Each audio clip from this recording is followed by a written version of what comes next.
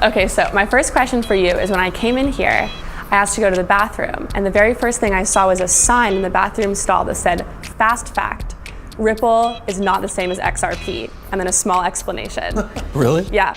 See, I've not been to the ladies' room, I wouldn't know that.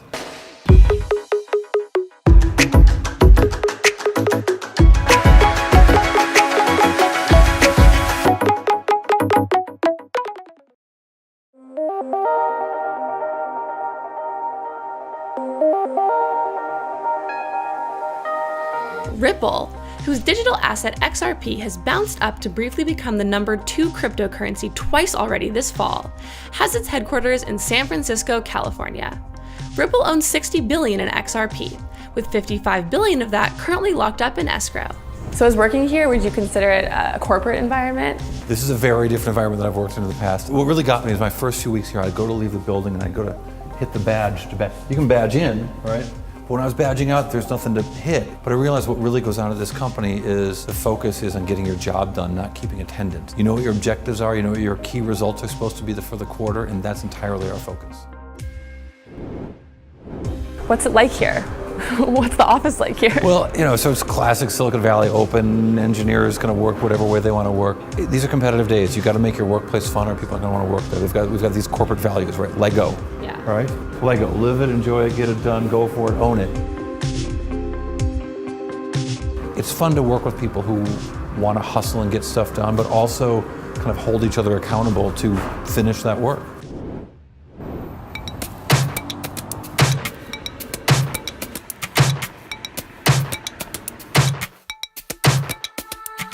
So I noticed in your interview, one of the things that you said that needed to happen here is about investor protection regulation. You said specifically, we need more investor protections and they can't come fast enough. Could you elaborate a little more on that? In the long history of finance, as long as there have been sort of new ways to make money, there have been crooks who show up to try to steal some of that money. And we certainly see it in everything. We saw it in atomic energy. We saw it in the oil and gas sector way back at when. We certainly saw it in the dot-com era. We saw it in subprime financing. And we've seen it in the world of crypto. We've seen these really sleazy offerings that look like they're not actually trying to start businesses, but just separate people from their money. The SEC has stepped in, investor protections have emerged all around the world for this, but it can't happen fast enough because it makes it harder for those of us who are pursuing legitimate technological solutions using these technologies to do the things we want to do when there's all these kind of bad things happening on the periphery. So one thing I've noticed about just coming up to the office here is that you're surrounded by banks. Right down there is where there was the first Bank of America building. Before that was called Bank of Italy. It was founded by A.P. Giannini. The plaza behind us is A.P. Giannini Plaza. Now, he changed into Bank of America and his headquarters is still there. And so it's kind of cool that we're sort of building the future of banking and banking software right here in the space. The XRP ledger is decentralized because no organization or individual has any legal right or ability to control it. Every participant enforces every single rule, and the system is governed by all of its participants. David Schwartz, a rather unlikely cheerleader in any other sense, considers himself a cheerleader for the XRP ledger. I think while proof of work has kind of proven to be a dead end and hasn't produced any technological innovations of any significance, nor has it's produced actually increasing centralization in the systems based on it, there's a lot of work to improve the decentralization and improve the robustness of systems based on distributed agreement protocols. Historically, the XRP ledger, as the stakeholders have broadened, has become more decentralized and the influence of any single participant has reduced, and we would expect that only to continue over time.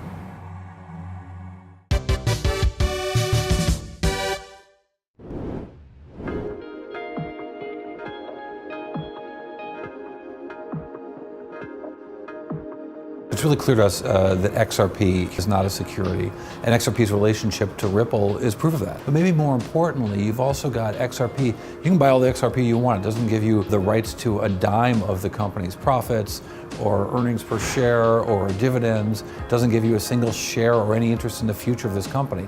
And God forbid, if this company were to go away, it'd be a very sad day for the Johnson family, but it wouldn't make a bit of difference to XRP. XRP continues to exist separate from the company Ripple. And so for that reason, I think when the SEC takes a good hard look at this, and we know that they're starting to do some of that work, they're going to recognize, I suspect, that XRP is so clearly not a security.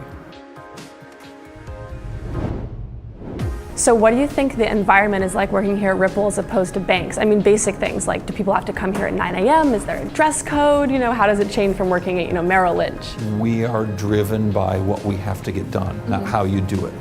So if you want to do it in flip-flops or you want to do it doing wingtips, it doesn't really matter. We use a measure here called OKRs, which is a kind of standard Silicon Valley metric for knowing exactly what your key results, your objectives and key results are going to be for the quarter. And so every person who works here, everyone has a list of OKRs.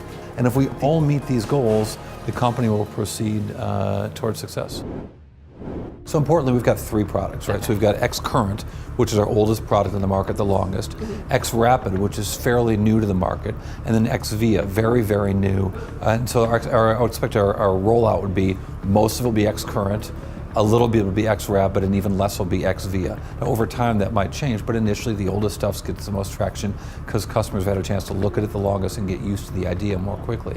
So similarly, what countries are they going to go into? I think they're going to go to those places where they're ready for a change, but where there's some actual use. So if you look, for example, we just did some announcements around some partners who are going to be trading, who are already trading in XRP in US, in Mexico, in the Philippines. Now, India and China have banned the use of crypto in most cases, but in Mexico and the Philippines, those are countries where there's a lot of remittance payments going out of other countries and into Mexico and the Philippines, and there's a lot of trade in XRP. So I think we're going to see a lot of adoption of our products in those countries. We're already seeing that. Okay, so I also noticed in the sign on the bathroom stall that you guys have yoga classes. Yoga classes happen in here, apparently. And you have like the free stuff. It's Silicon Valley, writ large. I'm a big fan of the grapefruit. I go through half a dozen a day.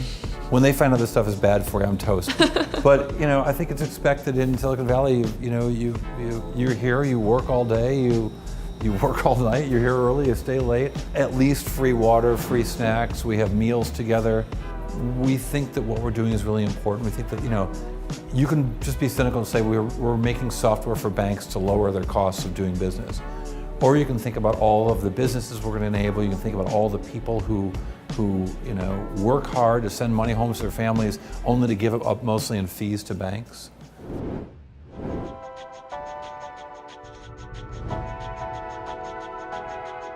When it comes to moving money across borders, we've been pretty focused on just that for some time now, and that I think it's given us a head start. So I saw this thing on Reddit where a Redditor commented saying that he had this idea going on something Brad Garlinghouse said, where Ripple should have a person carry cash physically from New York to London and see if it can beat SWIFT, door to door. Is that something you guys would ever want to test out? Fundamentally, the fastest way to move money is put in a suitcase right now, and that's ridiculous. And those are the age we live in. And frankly, the biggest problems are not from New York or London. The biggest problems are if you're going Thai baht to South African rand, or if you're trying to move money from Japan to Brazil. I mean, these are places where a lot of commerce happens, but it takes a very long time to move the money, and it's really slow, and there are a lot of errors. That's ridiculous in an era. I mean, you and I send text messages to friends overseas in seconds. You send an email with an attachment with an Excel spreadsheet with all kinds of important data in seconds, but it takes days to move money. That's crazy, and it causes businesses to lose business, and it raises the cost for individuals moving money back to their families. There's 3 floors, so how often does everyone get together? That's important. There were 2 floors only a few weeks ago. We are growing like crazy. We've got offices all over the world, literally, here in San Francisco, in New York, in London, in Luxembourg, in Mumbai, in Sydney. We've got joint partners in Japan. This is a global operation. We're really trying to focus on the places where we can provide help with our software. And it's a fun place to work, and we're trying to make sure it's a fun place to work because we want to bring the best and the brightest. This is kind of trippy. The golden ratio, all right? So it's symbolized by phi, this Greek symbol. But the golden ratio is it's a math A plus B over B when it equals A over B is what? Well, it's about 1.61809897. If you pull out those geometric differences in those circles, you end up with these Fibonacci sequences organized a different way. You start to see network structure where you've got hubs and you've got less important hubs in a network. And so out of that, we create a logo called the Triskelion, which is our Ripple logo, but it really does come out of that mathematical principle of the golden ratio.